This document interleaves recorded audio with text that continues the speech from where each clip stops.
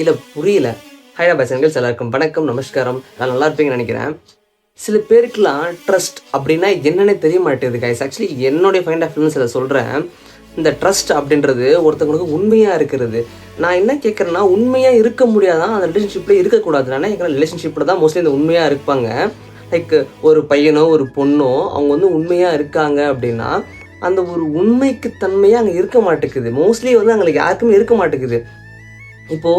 இப்போலாம் பார்க்க நிறைய நியூஸ்லாம் பார்க்கும்போது என்ன தோணுதுன்னா, கல்யாணம் ஆனவங்களும் சரி, கல்யாணம் ஆகாதவங்களும் சரி, லைக் லவ் பண்ணுறவங்களும் சரி, லவ் பண்ணாதவங்களும் சரி, அந்த ட்ரஸ்ட் பில்டே அவங்களுக்கு இருக்க மாட்டேங்குது.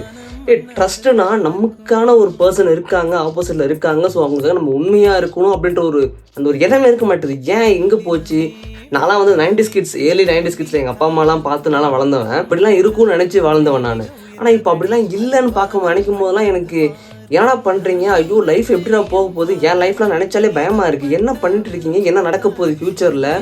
ட்ரஸ்ட் பில்டே இருக்க மாட்டேங்குது யாரு மேலேயுமே. ஒரு மாதிரியே ஃபேக்காகவே வருது, ஒரு மாதிரி ஃபேக்காகவே இருக்குது. ஆப்போசிட் பர்சனை பார்க்கும்போது இவன் ஃபேக்காக இருப்பாங்களோ அப்படின்னு நினைக்க தோணுது. இதுக்கெல்லாம் காரணம் என்னவா இருக்குன்னு சத்தியமாக எனக்கு தெரியல. ஏன் இப்படி இருக்கீங்க? லைக் பையனையும் பொண்ணையும் சேர்த்து தான் சொல்கிறேன், எதுக்காக அப்படி இருக்கான்னு சத்தியமாக எனக்கு தெரியல. ஆனால் இவங்களுக்கு மைண்ட் செட்டில் இவங்க நினச்சிருக்காங்க, ஓகே நம்ம வந்து ஒரு 4-5 பொண்ணை லவ் பண்ணி 4-5 பசங்களை லவ் பண்ணால் தான் நம்ம வந்து ஒரு கெத்து அப்படின்னு நினச்சிக்கிறாங்க. லைக் அது தப்பு. ட்ரஸ்டட்னா ஒருத்தனுக்கு ஒருத்தியா, ஒருத்திக்கு ஒருத்தனா அப்படி இருக்கிறது தான் வாழ்க்கை. ஒருத்தனுக்கு ஒருத்தியா, ஒருத்திக்கு ஒருத்தனா, ஒருத்தனுக்கு ஒருத்தியா வாழணும்னா அந்த ஒருத்தனுக்கு மட்டும் இப்படிதான் வாழணும். அதை விட்டுட்டு லைக் அது ஏன் எதுக்காக? எனக்கு பிடிச்ச சாங் ஒன்று இருக்குது வேற, சிவகாசி படத்தில், அதே படத்துலேயே நீ எந்த உயிருக்குள் பாதியா, நான் என்ன சிவனோட ஜாதியா. அந்த சாங்கில் கூட லைக் அந்த சாங்லேயே சூப்பரான ரிட்டன் லைன் இருக்குது. அதில் என்ன, நீங்கள் என்ன என் உயிருக்குள் பாதியா, நான் என்ன சிவனோட ஜாதியா அப்படின்ற மாதிரி சூப்பராக கொண்டு போயிருப்பாங்க. அதுக்கு அர்த்தம் என்னன்னா, சிவன் வந்து அவர் ட்ரஸ்ட்டை பில்ட் பண்ணுறதுக்காக என்ன பண்ணியிருப்பாரு, அவருடைய உடம்புலேயே பாதியை வந்து பார்வதி சிவனோட கான்செப்ட் மாதிரி தான் ஒருத்தனுக்கு ஒருத்தியாக இருக்கிற மாதிரி வாழணும். அதை விட்டுட்டு இப்போலாம் ட்ரஸ்ட் பில்டே இருக்க மாட்டேங்குது. இப்போ எதுக்காக இந்த மாதிரி ஆவாரமாக பேசியிருக்க ப்ரோ அப்படின்னு கேட்டிங்கன்னா, நியூஸ்லாம் பார்க்கும் போதெல்லாம் லைக் குழந்தைய பெற்றுட்டும், குழந்தைய இன்னொருத்தவங்கிட்ட பெற்றுட்டு கூட இன்னொருத்தவங்க கூடமா கள்ளத்தொடர்பு வச்சுக்கிட்டு அதுக்காக இந்த குழந்தைய கொல்றாங்க. அதெல்லாம் பார்க்கும் போதெல்லாம் டே என்னடா ஜென்மம், நீங்கள் யாரா நீங்களாம், ஏன்டா இப்படிலாம் இருக்கீங்க? லைக் ஒரு பொண்ணுக்கோ ஒரு பையனுக்கோ இன்னொருத்தங்க மேலே கல்யாணம் ஆனதுக்கப்புறம் அஃபேர் இருக்குது அப்படின்னா சட்டப்படியாக அதுக்கு என்ன பண்ணணுமோ அதை பண்ணிட்டு என்ன இலவனா பண்ணிட்டு போங்க.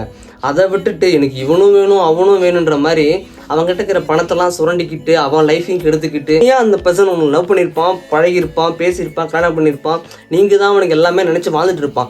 அந்த டைமில் இல்லை அப்படியே நீங்கள் இருக்கும்போது சப்போஸ் அப்படி வேற ஒரு பர்சன் நீங்கள் போகும்போது அப்போ அந்த பர்சன் என்ன நினைப்பான் தெரியுமா?